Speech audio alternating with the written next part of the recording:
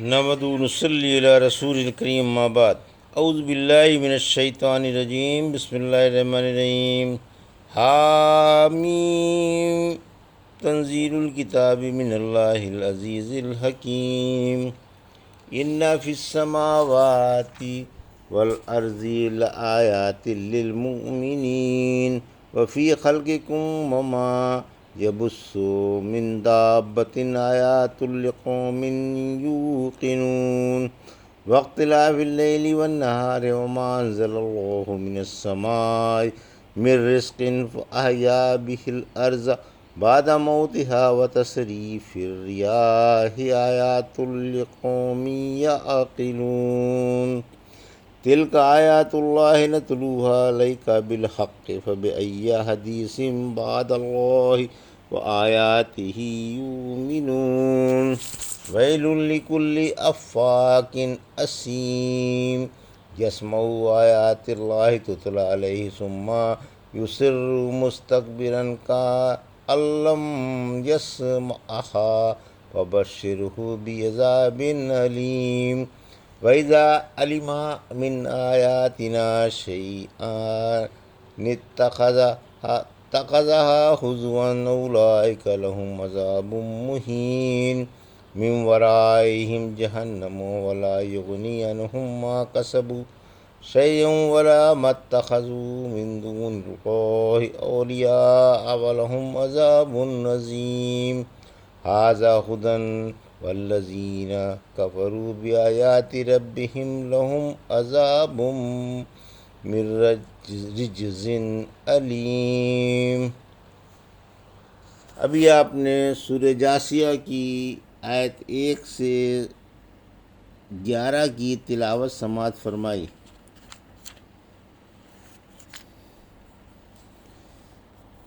بترتیب مصحف یہ 45ویں سورہ ہے اور بترتیب نزول 65ویں، اور یہ مکی سورہ ہے۔ اس میں 37 آیتیں اور 4 رکوع ہیں۔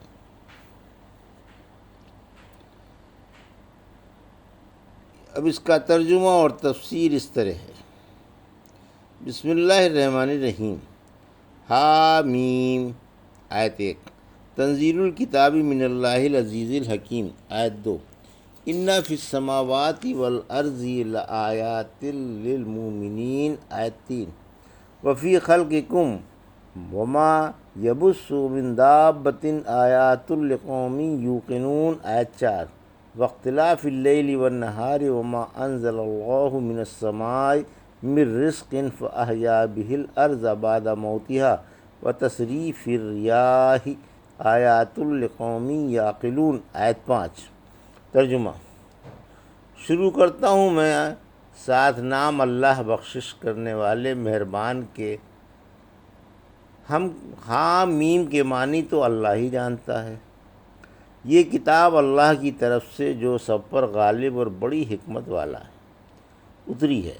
بلا شبہ مومنوں کے لیے آسمان و زمین میں بڑے بڑے دلائل ہیں، اور یقین کرنے والوں کے لیے خود تمہاری پیدائش میں اور اللہ کے پھیلائے ہوئے جانوروں میں بھی بڑے بڑے دلائل ہیں، اور عقل والوں کے لیے دن رات کے آنے جانے میں اور آسمان سے اللہ کی اتاری ہوئی روزی میں، جس میں وہ زمین کو اس کے مرنے کے بعد زندہ کر دیتا ہے، اور ہواؤں کے بدلنے میں بھی بڑی بڑی نشانیاں ہیں۔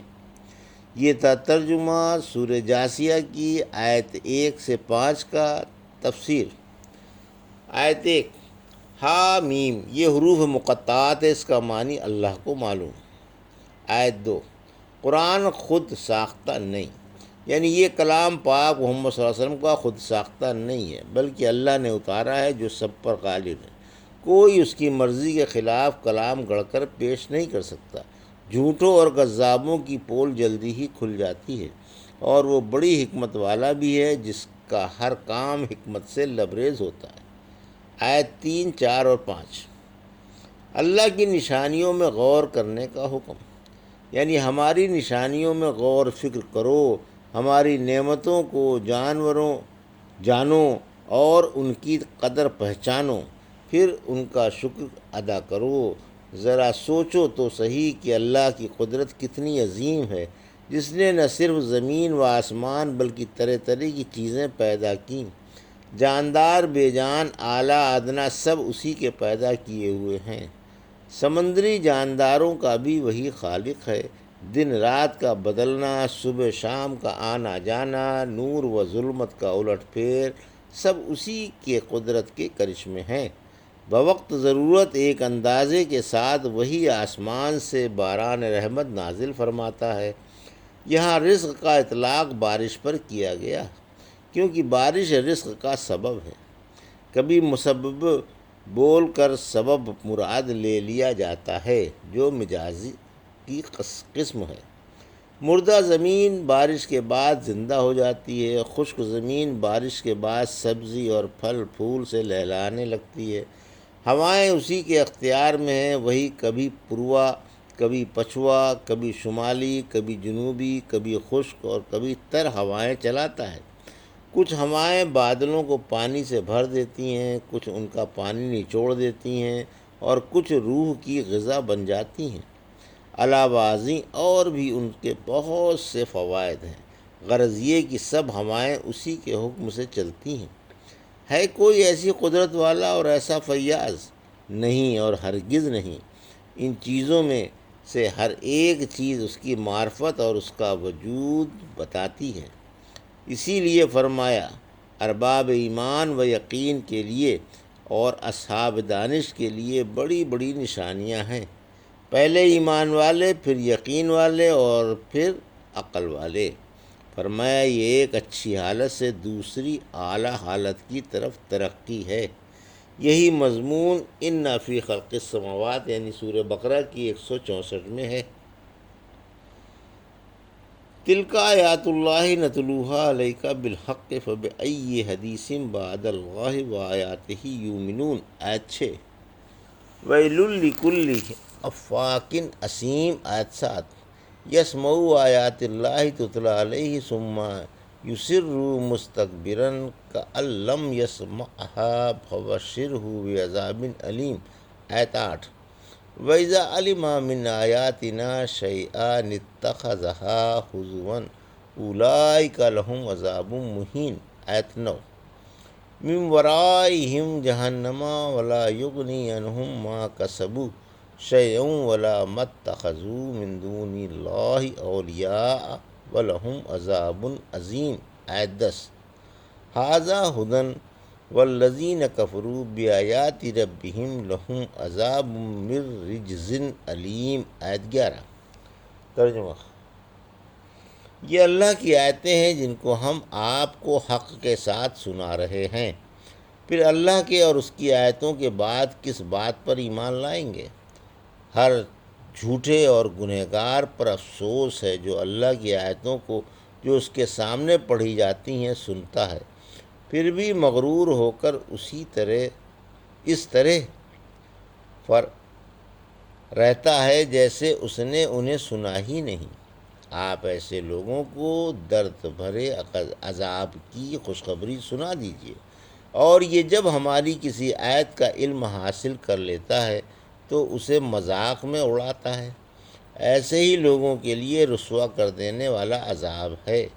ان کے پیچھے جہنم ہے اور ان کی کمائی ان کے کچھ بھی کام نہ آئے گی، اور نہ وہ کام آئیں گے جنہیں انہوں نے اللہ کے سوا کارساز سمجھ رکھا تھا، اور بہت بڑا عذاب انہی کے لیے ہے۔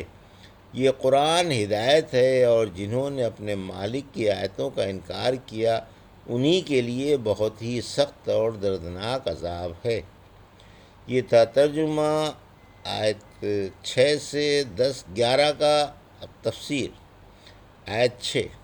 مشرک قرآن سن کر بھی ایمان نہیں لاتے، یعنی قرآن کی جو اللہ کی طرف سے صاف اور سلجھا ہوا اترا ہے۔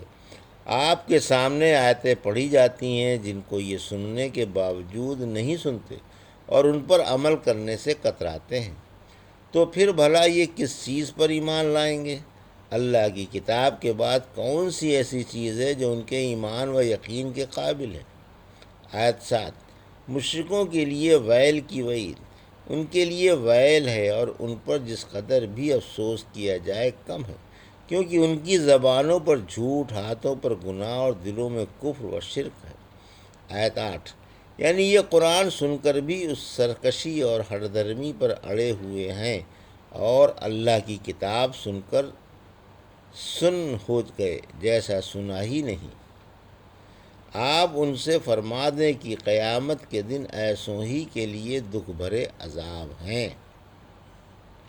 آیت 9، قرآن کا مذاق، یعنی قرآن کی آیتیں سن کر انہیں مذاق میں اڑا دیتے ہیں، جیسے آج یہ بدبخت میرے مقدس کلام کی توہین پر تلے ہوئے ہیں، اسی طرح کل قیامت کے دن میں انہیں ذلت والے عذابوں میں مبتلا کر دوں گا۔